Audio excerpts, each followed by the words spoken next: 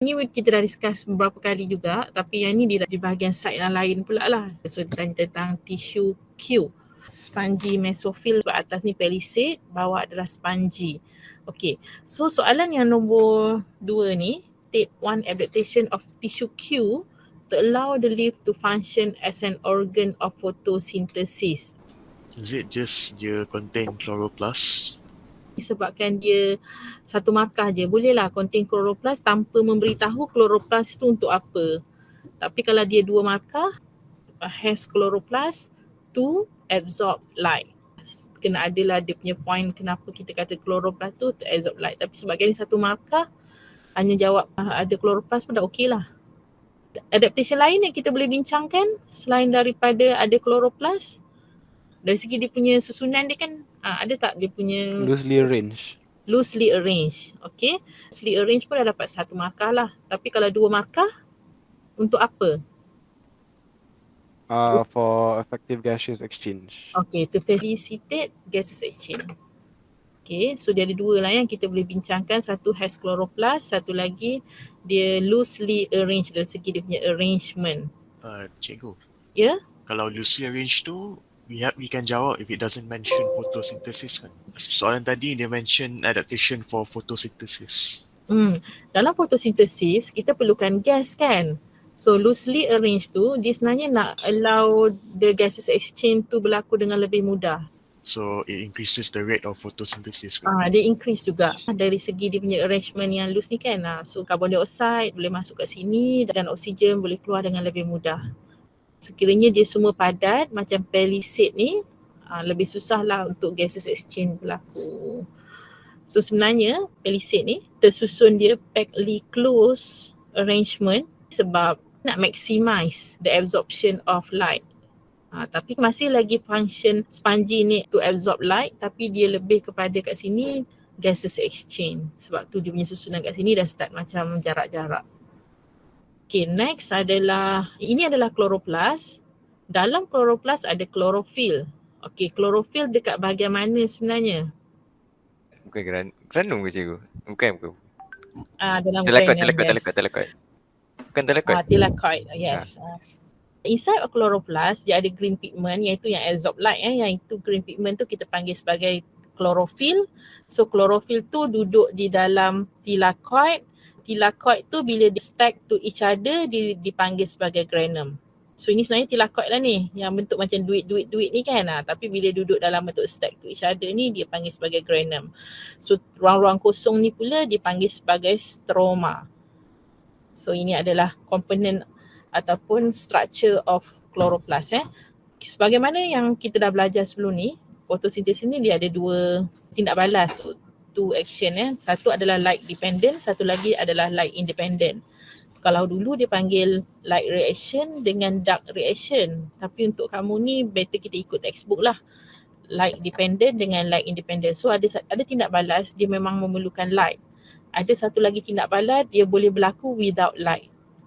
Tapi tindak balas yang berlaku without light tu, yang light independent tu, dia mesti follow selepas light tu. Maksudnya berturutan lah. Kalau light dependent tak ada, light independent tak boleh berlaku. Kat sini dia kata differentiate chemical reaction that take place X and Y. So granum adalah tindak balas dipanggil sebagai light dependent reaction. So kat sinilah dia absorb light dan juga kat sinilah tindak balas dia berlaku mesti ada light. Untuk light dependent reaction, proses yang penting adalah photolysis of water. Okey, tanya dululah. Apa dia photolysis of water tu, Adil? Itu pecah light to H plus and OH minus saja. Okey, H plus tu panggil apa? Hydrogen ion. OH negatif tu panggil apa? Hydroxide. Hydroxide. Okey, hydroxide ion. So water tu dipecah dua jadi hydrogen ion and hydroxide ion. Okay, so itu adalah photolysis of water. Okay, so bila kamu buat differentiate ni, dia mesti dengan comparison yang sepadan. So kalau ini light dependent, yang ni light independent. Kalau ini involve photolysis of water, untuk light independent reaction, dia punya proses yang penting dalam tu adalah reduction of carbon dioxide. Okay, ada tak yang ingat agaknya reduction of carbon dioxide ni? Memang kita tanya naik atas lagi.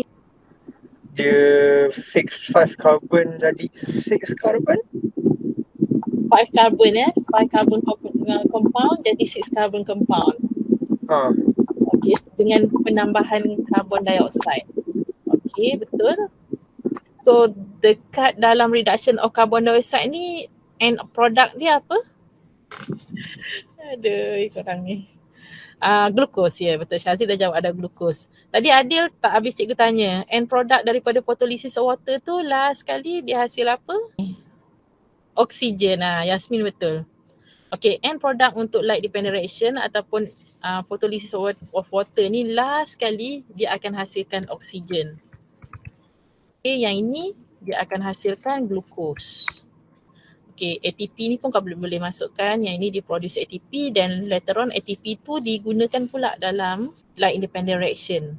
Okay, use ATP. Dan dia punya production dia, produk oksigen, yang ni dia produk dia adalah glukos. So that's why bila kita tengok semula kepada dia punya overall reaction of photosynthesis ni, okay, water ni daripada light dependent kan. Yang carbon dioxide pula digunakan dalam light independent. So bila combine dia akan jadi overall reaction ni lah. Okay, glukos pula dihasilkan dekat light independent. Manakala oksigen pula dihasilkan dekat light dependent. Dia ada sebenarnya dia punya kaitannya lah. So yang ini adalah overall ni kamu memang kena hafal. Ini sebenarnya adalah terbalik dengan respiration kalau respiration dia akan start dari sini dulu. Glukos plus oksigen dia akan menghasilkan carbon dioxide and water. Dia photosynthesis equation dengan respiration punya equation ni dia memang terbalik. Produk dengan punya substrate dia. Kita dah cerita term untuk carbon dioxide tu fixed to the reduction of carbon dioxide. Kita tengok balik dekat dalam buku teks sekejap. Itu adalah term buku teks lama sebenarnya. Dalam soalan ada masih lagi digunakan, Syazril, the word reduction of carbon dioxide tu. Jadi kita nak senang ingat photolysis of water versus reduction of carbon dioxide. Okay, boleh juga kita masukkan site dia kat mana. Chemical reaction X ni site dia berlaku dekat granum ataupun thylakoid. Okay, yang Y ni dia berlaku dekat stroma. So ada banyak point ni, dia nak dua perbezaan sahaja. So bila kamu cerita tu dia kena tally lah sebelah kiri dengan kanan ya. Okay, kita tengok yang soalan seterusnya. Mr. M is the owner of commercialized tomatoes farm. Then leaves of the tomato plant in his farm has chlorosis. Ni sama macam soalan nombor 1 hari tu ya. Explain how this condition affect the crop yield. Marilah kita tengok beberapa contoh jawapan.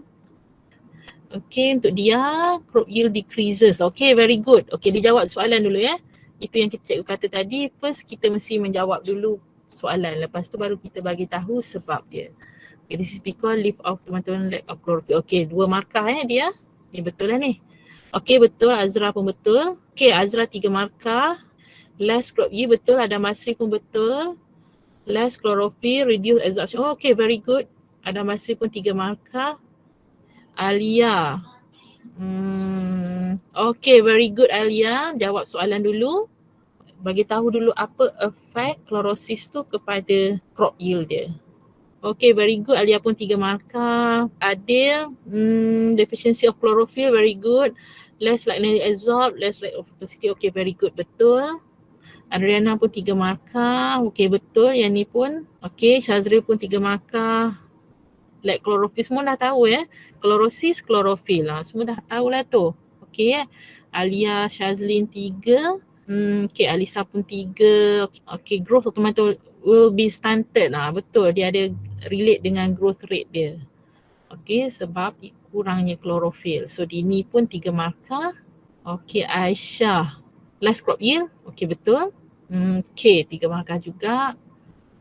Okay, Yasmin pun 3 markah. Aina, lack of chloroplast. Lack of chloroplast ke lack of chlorophyll? Aina ni dia punya jawapan ni cikgu boleh komen sikit lah ya. Satu, chloroplast ni sebaik-baiknya kita guna chlorophyll. Sebab chloroplast satu komponen besar. Yang absorb light tu adalah chlorophyll. Okay, so yang ini unable ni cikgu risau sikit.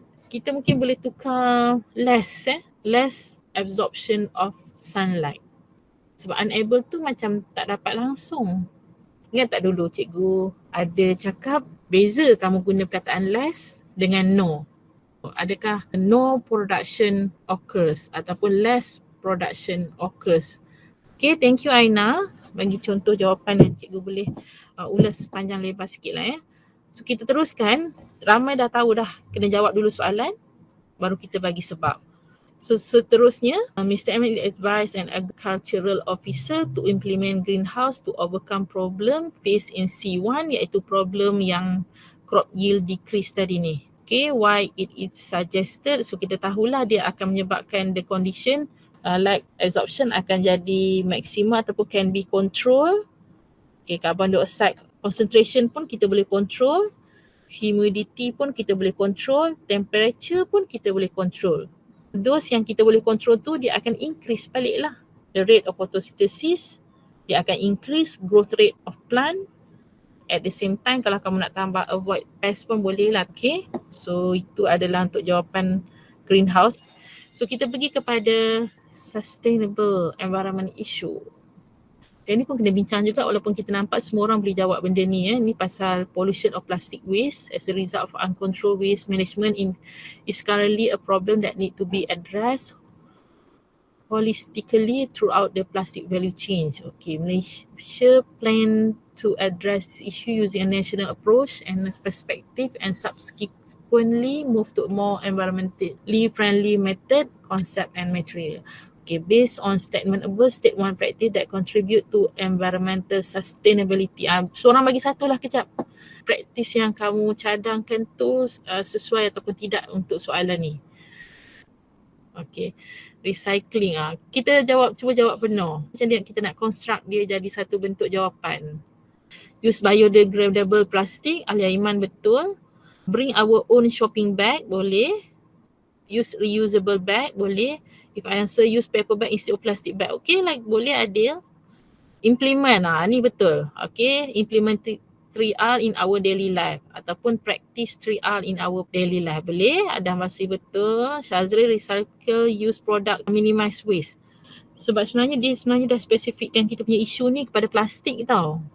Tapi boleh lah sebab recycle plastik produk tu.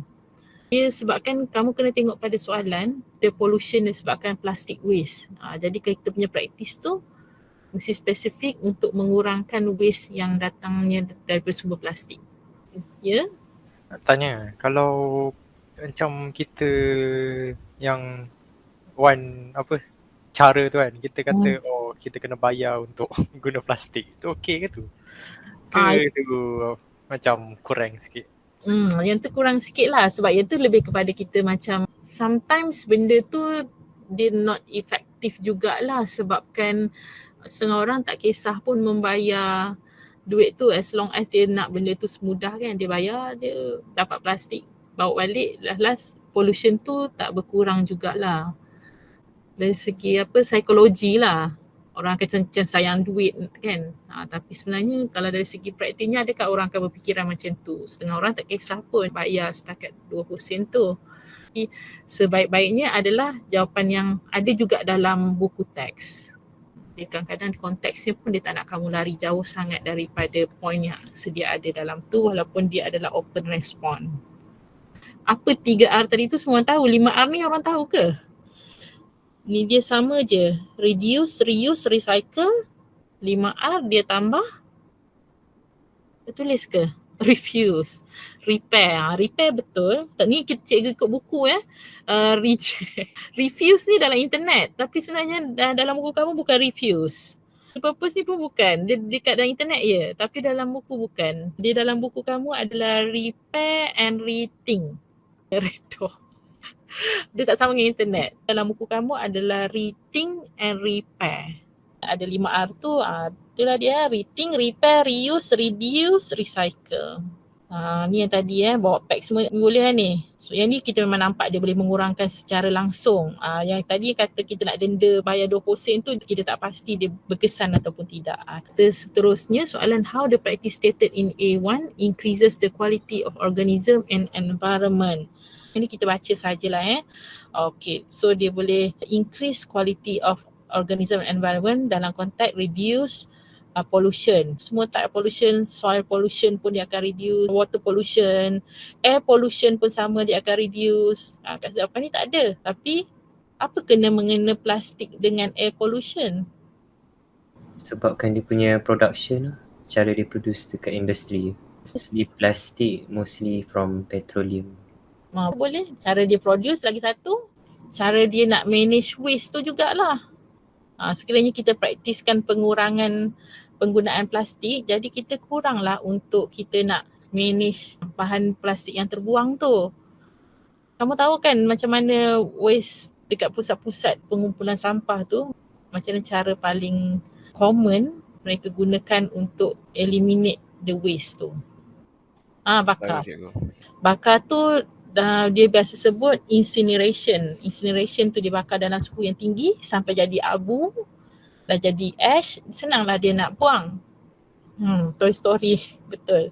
So bila banyaknya plastik ni dia tak recycle, kita beli buang, lagi banyaklah proses incineration tu kena dilakukan. Jadi lebih banyaklah akan terbebasnya karbon dioksida dekat udara. That's why sebenarnya dalam skema jawapan ni air pollution pun sebenarnya dia boleh reduce bila kita replace plastik tu dengan bahan-bahan yang lebih biodegradable.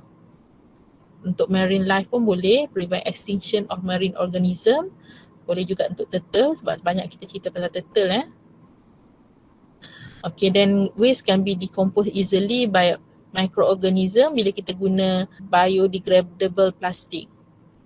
Okay, then reduce the usage of petroleum. Ini yang Adil sebut tadi. Ni making plastik kita guna juga petroleum. Untuk manage waste pun kita guna juga fuel gitu. That's why semua benda ni kita boleh kurangkan sekiranya kita practice the proper way, kurangkan penggunaan plastik tadi. Okay, yang ini pun bagus juga soalan ni. Diagram 8 shows the usage of two different fertilizer on plants. So ada dua jenis fertilizer yang digunakan kat sini. Ini berkaitan dengan environment juga ya. Satu organic fertilizer, satu chemical fertilizer. Yang organic ini dia hasilkan secara organik ataupun dia secara natural lah. So masuk ke tanah. Dan kemudian kalau kamu tengok kat sini adanya tindak balas daripada microorganism. Lepas tu baru dia absorb by the root. However, for chemical fertilizer yang ni biasanya dia produce synthetically dekat factory ke kan. So kalau kamu tengok kat sini, dia letak je, dia terus absorb by the root of plant. Apa soalan dia? Based on diagram 8, compare the effect of usage of both type of fertilizer.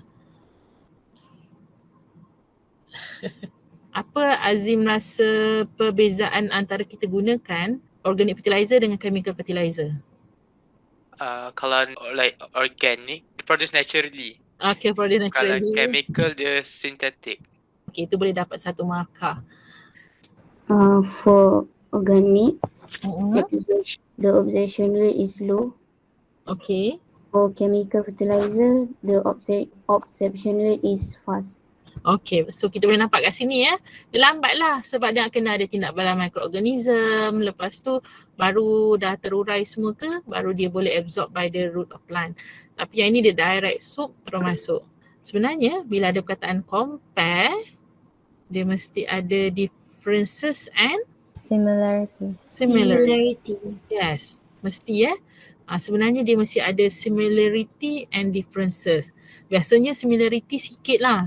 Kalau ni 3 markah, similarity 1, 2 markah lagi untuk differences. Tadi differences dah dapatlah 2 markah daripada Azim dengan Aufa. So similarity dia, okay, both supply nutrient to the plant. Okay, kat sini. Then both stimulate plant growth. Okay, so itu dia punya similarity, differences. Tadi Azim bagi jawapan yang ini, produce naturally, this one produce synthetically.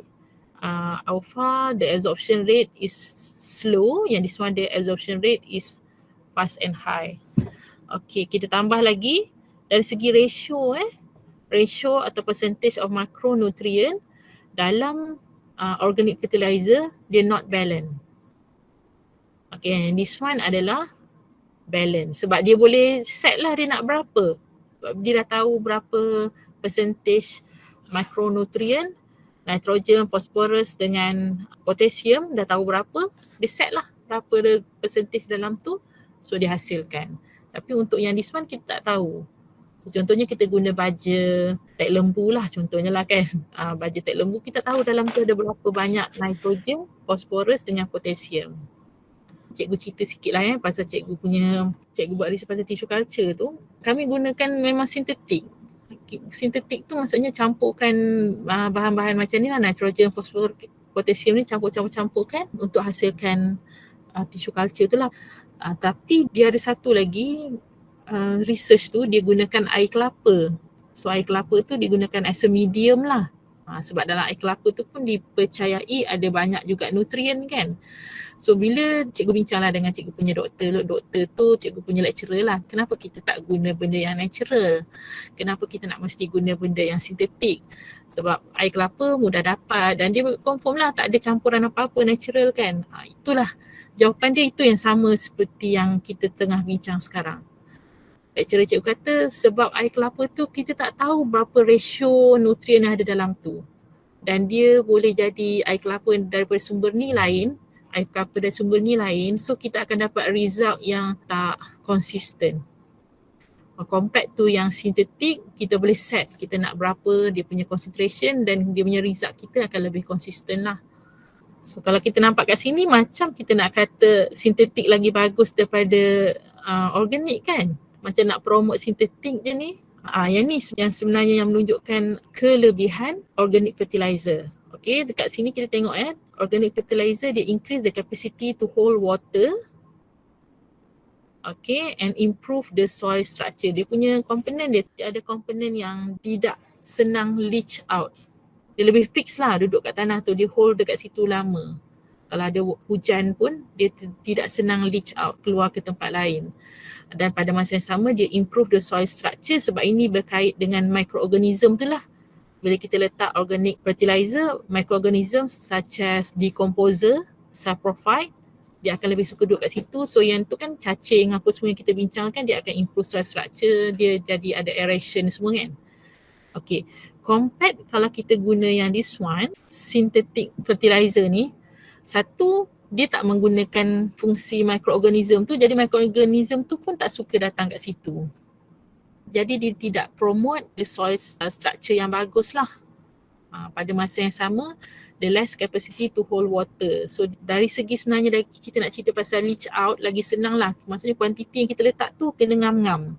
Kalau terlebih, dia mudah leach out pergi ke tempat lain dan jadilah eutrophication yang kita cerita sebelum ni. Kat sinilah kelebihan yang agak besar untuk organic fertilizer ni compared to chemical fertilizer. Kat sinilah peranan kita di mana kita nak seimbangkan balik ekosistem. Bila ada organic fertilizer, dia akan adalah semua organism yang lain yang akan duduk dekat surrounding plant yang kita tanam tu. Nampak gaya macam nak promote sintetik, tapi sebenarnya kamu sebagai as a bio student ni, kamu kena support lah benda-benda yang natural. Okay, kat sini apa cikgu kalau jawab no direct energy use in the natural but less direct energy use in betul juga, unless energy used to produce organic fertilizer but large amount of energy used to produce chemical fertilizer. Boleh Hafiz, good. Yang ni pun kamu kena tahu jugalah walaupun nampak mudah dia kata one of green practice can be done at home is recycle, suggest how natural fertilizer can be produced through this practice, take one advantage of this practice. Okay, yang ni yang group Adil, Faiz, ni raja dia buat guna banana peel tu. Tapi sebenarnya yang itu, cikgu biar je kamu buat guna kreativiti sendiri, research lepas tu buat.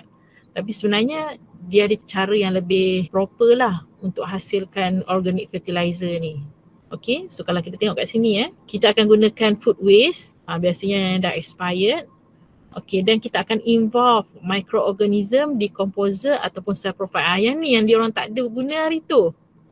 Yang ni sebenarnya kita panggil EM. EM ni adalah effective microorganism. Biasanya orang kumpulkan kitchen waste ataupun food waste tu, lepas tu dia campur dengan EM. Lepas tu dia letak dalam bekas yang bertutup, akan berlaku fermentation by the EM. Microorganism ni dia akan gunakan food waste ni sebagai bahan makanan dia. Dia akan menjalankan fermentation, dia akan uraikan food waste ni kepada simpler compound. Itu yang dalam tu nanti dia ada nitrogen, dia ada phosphorus, dia ada potassium, akan menjalankan decomposition. Daripada hasil tu nanti baru kita gunakan. So kat sini ini nanti kamu boleh baca lah, nanti cikgu share lah ni. Ini boleh baca, yang ini yang mudah je. Kita pergi sikit je sebab banyak kita dah bincang juga ni esei ni. So ini adalah soalan section B yang berkait tentang growth rate of plant. So ini ada two type of plant X dengan plant Y. So ini adalah carrot. Yang ini adalah kita tengok pokok besar lah. Biasanya cikgu kata kalau woody plant, types dia adalah perennial. Carrot, biennial. Dah 2-3 kali dah kita cerita pasal type of plant ni. Yang ni pun dah cerita juga, nanti kamu tengok je dalam dia punya skema jawapan. Yang ni lah kot kalau kita nak tengok sikit Ini annual pula Ni annual, hidup, mati. Kita tengok yang tadi A, B, C, D ni. Kita tengoklah sekali imbas saja. Ni P, Q, R, S. So dia ada 4 stages. So kalau kita tengok kat sini, stage yang pertama dia akan decrease dry mass. Di mana kat sini kita tahu di dalam seed tu dia ada cotyledon. So food stored in the cotyledon is used for germination before the leaf emerge to carry out photosynthesis. So masa ni dia hanya gunakan makanan daripada cotyledon sahaja yang ada dalam seed dia. So dia tidak boleh hasilkan makanan sendiri lagi. Jadi by the time dia menghabiskan makanan tu, kita katakan kat sini dry mass dia decreasing. Okay, dan lepas tu bila dia dah start ada leaves, dia dah start boleh carry out photosynthesis. So kat sini stage B, increasing dry mass. The rate of growth increase rapidly because the rate of photosynthesis increases. Dan dekat sini C, constant dry mass. The rate of growth is 0. Plant is matured at this stage. So ini dah maksimum, dia boleh grow. Then last kali decreasing dry mass di mana happen slowly because aging, lower rate of photosynthesis, shedding leaf and flower and seed and dispersal. So kat sini kamu kena tahulah, berkurang dulu, meningkat, constant, berkurang balik. Dan juga sebab je kenapa. Okay, so kalau kamu tengok dekat sini 10 markah ni jadi kamu kena budget lah. Dia ada 4 stages, setiap stages tu 3 point. 3 point, 3 point, 3 point, 3 point. Nama dia penerangan. So 3, 3, 3, so dapatlah 12 point. So yang ni cikgu tak pergi sebab yang ni kita hari tu dah bincangkan. Yang ni pun kamu boleh tengok skema jawapan. Yang ni hari tu memang dah ada kita bincang panjang lebar pasal fight and flight reaction. Sama juga soalan dia. Nanti boleh tengok balik modul yang lama ataupun video yang lama lah. Jadi immunity ni satu isu yang sangat penting lah kan sekarang ni. Isu global. Jadi macam banyak sikit lah pasal immunity ni. Okay, so kalau sini pasif, M adalah aktif. Okay, yang ini cikgu tengok dia punya skema jawapan Biasanya justify, kamu boleh pilih kamu nak agree ataupun disagree. Tetapi dalam skema jawapan ni dia tak bagi kamu agree. Dia hanya minta kamu disagree je. Sebab obviously breastfeed tu adalah yang terbaik untuk baby tidak wajar. Jadi maksudnya sometimes kamu kena pilih jugalah side yang kita rasakan apa yang sebenarnya pembuat soalan tu nak kamu jawab. Kalau macam ni dia decide tak nak breastfeed sebab akan nak jaga bentuk badan, kita jangan agree lah. Kepentingan breastfeed tu adalah lebih besar berbanding jaga physical shape. Okay, so kat sini nanti kamu bacalah kelebihan breastfeed ni. Kenapa kita nak katakan tindakan perempuan ni tidak wajar untuk baby dia. Pembuatan vaksin hari tu dah bincang juga. Show the biological product used to prevent COVID-19 disease. Explain how genetic technology can produce virus-based biological product on a large scale by the biopharmaceutical industry. So ini buat vaksin lah ni. Nama teknologi dia tu bioteknologi yang ni. Virus is weakened. Okay, tujuan dia to make it non-virulent supaya dia tidak berbahaya. Yang ni, it uses mammal animal cell culture ni. Yang ni kita tak pernah bincang lagi. Kenapa kita nak guna mammal animal cell culture ni? Siapa lagi tak tanya ni? Siapa jawab Masuri ni? Ada same cell as human. Okay. Tapi tak jumpa lagi dia punya word yang sebenar cikgu nak tengok tu. Nak produce antigen tu daripada virus tu lah. Betul-betul. Tapi kenapa nak guna mammal cell culture? to allow animal cell to produce antibody. Bukan. Antibody tu daripada body kita. Sebelum dia masukkan virus tu dekat dalam body kita, dia akan guna mammal cell culture tu dulu. Untuk apa? Cikgu apa maksud dia guna mammal cell culture tu? Masukkan dekat mammal dulu baru masukkan kat orang ke? Dia gunakan dekat mammal cell culture tu dulu. Lepas tu baru guna kat kita. Yang kuda tu bukan ada. Yang kuda tu yang tu anti-serum. Dia bukannya exactly one organism. Dia guna cell culture. Yang kita perdebatkan hari tu, debate kita tu. As a host. Kan kita kata tu virus tu selesai dia bukan benda hidup kan. Jadi dia kan ada host untuk kita nak banyakkan dia.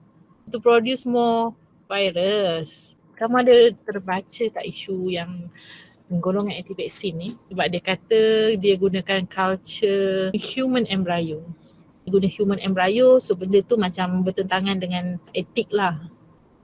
Ya, dia akan memperbanyakkan. Dia bukan impact lah, kita sendiri letak kat host dia tu. Pada banyak barulah dia botol-botol kan. So letak, barulah dia inject kat kamu. Host tu dia nak reproduce sebelum dia hantar kat kita. So kita jadikanlah yang virus yang replicate banyak tu as a vaccine. Yang kita dah buang lah dia punya bahagian yang berbahaya tu kan. Kita bincang itu kan, bahagian DNA yang berbahaya tu kita dah buang. So kita replicate yang itu sahaja. Yes, betul. Lepas tu baru kita perbanyakkan. Kita weakenkan dia dulu baru kita perbanyakkan. Yes, yang weak punya. So yang tadi cikgu cerita tu kan, yang anti-vaksin tu dijadikan itu salah satu isu kenapa dia orang tak nak, sebab dia kata dia guna embryo culture, daripada human embryo culture untuk perbanyakkan virus tu untuk pembuatan vaksin. Tetapi cerita sebenarnya kalau kita baca sejarah, pembuatan yang pertama je, yang the first yang mereka buat vaksin tu je yang dia guna embryo cell culture. Tetapi the next yang sekarang ni, dia banyak guna virocell. Virocell tu adalah green monkey cell. Green monkey cell bukannya dekat monkey seekor monkey, bukan. Dia guna cell culture. Maksudnya sel letak virus dalam tu, dia membiak dalam tu, kita ambil balik baru kita jadikan vaksin. The issue about anti-vaksin tu sebenarnya isu yang tak betul lah ya. Sekarang kita guna virocell ataupun green monkey cell culture, bukan green monkey seekor. Tu mereplicate lah, memperbanyakkan virus tu untuk jadikan vaksin. Antigen tu samalah. Okay, itu adalah satu guna bioteknologi. Yang ni kita guna genetic engineering. So yang ni kita guna teknik yang terkini itulah, mRNA teknologi. Dia bukan hasilkan the virus, but dia hasilkan the protein of the virus. Protein yang responsible untuk disease sahaja. Body kita yang akan replicate sendiri protein ni. So lepas tu body kita balik yang akan hasilkan antibody untuk destroy the viral tadi. Kaedah buat vaksin cikgu. Kaedah buat vaksin. Yang ni kaedah lama, traditional ataupun conventional. This one yang kita kata the latest technology yang kita Ni guna. Pfizer ke cikgu? Pfizer lah ni. Ni Pfizer, ni Sinovac. Okay, itulah cerita kita untuk penutup hari ni. So kita settle lah kita punya SPP.